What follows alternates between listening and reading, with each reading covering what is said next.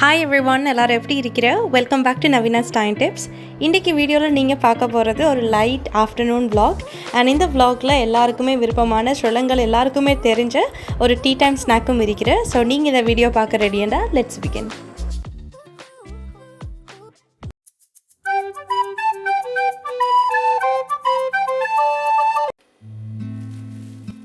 So இன்றைக்கி இந்த லேவரியா செய்கிறதுக்கு ஃபர்ஸ்ட் நான் மாவு அவிச்சு எடுக்க போகிறேன். நீங்கள் இதுக்கு முதல்ல என் இடியாப்ப வீடியோ பார்த்துருந்தேன் அப்படின்டா அதில் நான் உங்களுக்கு எப்படி நீங்கள் அவிக்கிறது அண்ட் அதே மாதிரி இடியாப்பத்துக்கு நீங்கள் எப்படி குழச்சி கொள்கிறோம் அதெல்லாம் உங்களுக்கு டீட்டெயிலாக நான் எக்ஸ்பிளைன் பண்ணியிருக்கிறேன். ஸோ இந்த வீடியோவில் அகேன் நான் சொல்லி கொண்டிருக்காமல் நான் உங்களுக்கு ஜஸ்ட் செய்கிற மெத்தட் மட்டும் தான் ஷேர் பண்ணியிருக்கிறேன். பட் இன்றைக்கி எடுத்திருக்கிற எல்லா இன்க்ரீடியன்ஸ்ட்டு மெஷர்மெண்ட்ஸ் டிஸ்கிரிப்ஷனில் உங்களுக்கு இருக்கிறேன். ஸோ யார் சரி ட்ரை பண்ணணும் அப்படின்டா உங்களுக்கு பார்த்து ஈஸியாக செஞ்சு கொள்ளையிலும்.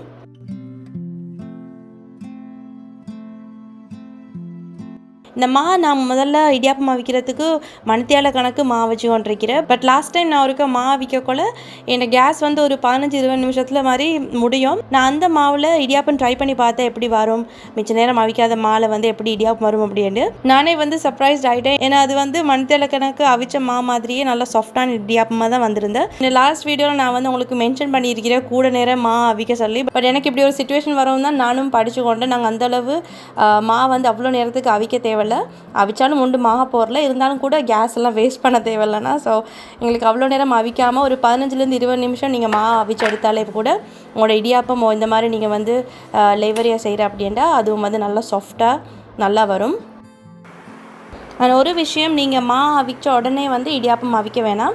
அவிச்ச நல்லா இடித்து நீங்கள் அதை அரிச்சது பிறகு கம்ப்ளீட்டாக அது ஆறுனது பிறகு தான் நீங்கள் இடியாப்பம் செஞ்சு கொள்ளணும். அப்போ தான் இடியாப்பம் நல்லா வரும். அண்ட் இன்னொரு விஷயம், அவிச்ச மாவை உடனே உங்களுக்கு முடிஞ்சாண்டா இடித்து அரிச்சு கொள்ளுங்க. ஏன்னா லேட்டாக உங்களோட அப்படியே கல் மாதிரி ஆகும். எனக்கு இன்றைக்கு அப்படி தான் ஆகிட்டு. ஏன்னா நான் இதை கொஞ்சம் பகல் சாப்பாடு முடிஞ்ச உடனே இந்த அவிக்க போட்டுட்டு தென் நான் கொஞ்சம் வெளியே போயிட்டு தான் இடிச்சிருந்தேன். நீங்கள் உடனே இடிச்சு கொள்ளுங்க. அப்படி இல்லாட்டி நீங்களும் இன்றைக்கி என்ன மாதிரி என்ன மாதிரி இல்லை மம்மியை மாதிரி கொஞ்சம் கஷ்டப்பட்டு தான் இடிக்கணும். ஸோ இன்றைக்கி நான் கொஞ்சம் வெளில போயிட்டு மரங்களெல்லாம் வாங்குறது பிளான் பண்ணியிருக்கிறேன்.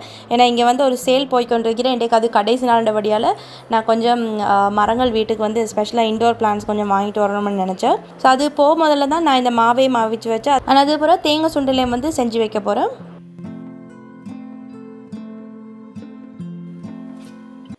இதுக்கு முதல்ல என்னோடய சேனலில் நான் சுருட்டாப்பம் செஞ்ச நேரம், பானி ரொட்டி செஞ்ச நேரம் நீங்கள் வீடியோஸ் பார்த்துருந்தேன் அப்படின்னா அதில் நான் பானி ஃபஸ்ட்டு செஞ்சுட்டு அதுக்கப்புறம் தான் தேங்காய் போட்டு பரட்டி அந்த தேங்காய் சுண்டல் எப்போவுமே செய்கிறேன். பட் என்கிட்ட ஒரு சப்ஸ்கிரைபர் மென்ஷன் பண்ணியிருந்த இந்த தனித்தனியாக நாங்கள் பானிலாம் செஞ்சு தேங்காயெல்லாம் கொட்ட தேவையில்ல, ஒரே டைமில் இந்த தேங்காய், கருப்பட்டி, சீனி, ஏலக்காய் எல்லாத்தையும் போட்டு நீங்கள் அடுப்பில் வச்சு காய்ச்சாலே உங்களுக்கு அந்த தேங்காய் சுண்டல் நல்லா வரும் அப்படின்ட்டு.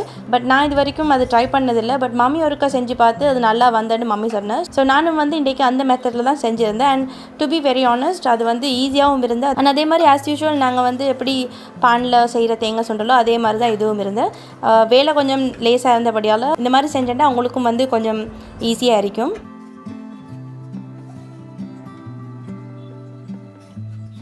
இந்த தேங்காய் பானி சுண்டல் நீங்கள் செய்யக்குள்ள ஒரே ஒரு விஷயம் கவனிச்சு கொள்ளணும் என்னென்னா, அடுப்பை நிறைய கூட்டாமல் அதே மாதிரி குறைச்சிட்டு நல்லாவே குறைக்கும் தேவையில்ல, ஒரு மீடியம் ஃப்ளேமில் மாதிரி வச்சு நீங்கள் விடாமல் அதை கிண்டிக்கொண்டே இருந்தால் தான் உங்களுக்கு தேங்காய் அடி பிடிக்காமல் அதே மாதிரி கருப்பட்டியும் உங்களுக்கு சீனியெல்லாம் அப்படியே மெல்ட் ஆகி தேங்காய் ஓவர் குக் ஆகாமல் நல்லா வரும்.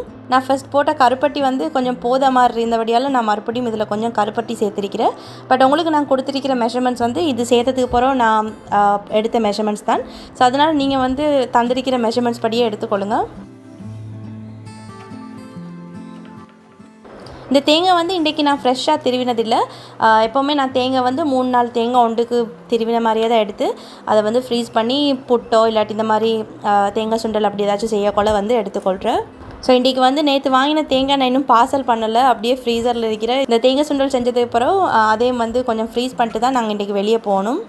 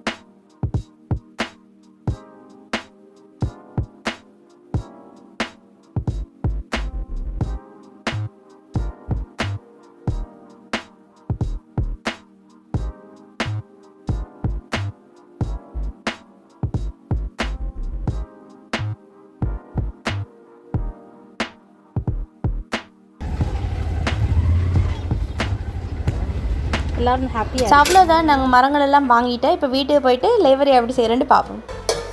அம்மே எனக்கு இதை கொஞ்சம் இடிச்சு தரேனுமா?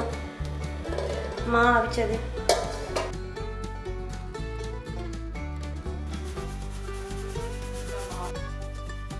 லேவரியாவுக்கு மா குழைக்கிறதும் எக்ஸாக்டாக நீங்கள் இடியாப்பத்துக்கு மா குழைக்கிற மாதிரியே தான். சுடுதண்ணில் வந்து கொஞ்சம் உப்பு போட்டுட்டு அதை வந்து லைட்டாக அதில் சூடு அந்த ஆவி கொஞ்சம் வெளில போகிற மாதிரி 2 தடவை ஆற்றிட்டு தென் நீங்கள் அதை அப்படியே இந்த மாலை கொட்டி நல்லா விடாமல் கிண்டின அப்படின்டா இந்த மாலாம் உங்களுக்கு அப்படியே நல்லா சேர்ந்து வரும். இன்னும் உங்களுக்கு வந்து டீட்டெயிலாக வேணும் அப்படின்டா கட்டாயம் வந்து என்னோட இடியாப்பம் ரெசிபி நீங்கள் பார்த்தேன்டா உங்களுக்கு நல்ல யூஸ்ஃபுல்லாக இருக்கும்.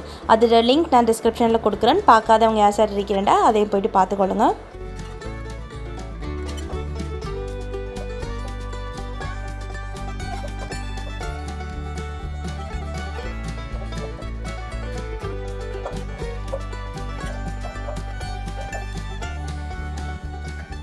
ஸோ இந்த மாதிரி மா வந்து நல்லா உங்களுக்கு அப்படியே ஒட்டாமல் நல்லா சாஃப்டாக வரும். எனக்கு பிடிக்கல, ஏன்னா அவ்வளோ சூடாக இருக்கிற மா. இப்போ நாங்கள் எங்களோட லேவரியாவுக்கு இடியாப்பத்தை புழிஞ்சு எப்படி அதை மடிக்கிறேன்னு பார்ப்போம்.